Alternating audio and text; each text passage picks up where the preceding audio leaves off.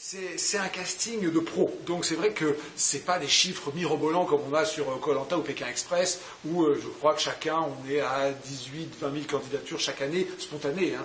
Là, effectivement, il y a des pros qui nous envoient des lettres de candidature, et nous, on appelle des chefs en leur disant est-ce que vous n'avez pas des bons éléments à nous envoyer Donc on fait nous-mêmes notre petit casting sauvage, hein, voilà, en appelant, ou même on repère dans la presse, on regarde s'il y a des jeunes chefs qui se sont mis à leur compte et qui ont leur restaurant. On aime bien aussi ce profil-là, parce qu'on aime bien avoir, et c'est la singularité de ce programme, des candidats qui vont de 22 à 40 ans. C'est-à-dire des gens qui ont quelques années de métier, aux gens qui aux chefs qui ont leur restaurant.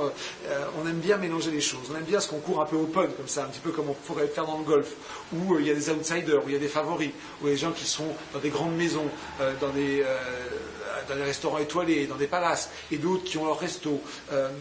On aime bien ça, on aime bien mélanger un petit peu tout ça, et c'est vrai que la sélection, elle n'est pas évidente, hein, mais on aime bien qu'il y ait des outsiders et des favoris, parce que, vous imaginez, un Top Chef, c'est entre 30 et 45 épreuves pour un candidat. C'est 40 jours de tournage, ils font entre 1 à 2 épreuves par jour, avec juste quelques pitchs de ce qu'on aura dans la saison.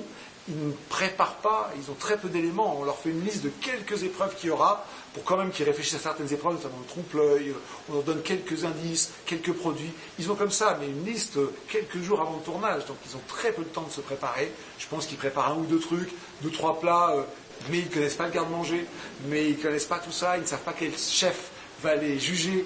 Ça change tout, hein. Si vous êtes jugé par Aleno, Guénière, Cola Greco, vous ne faites pas forcément la même chose.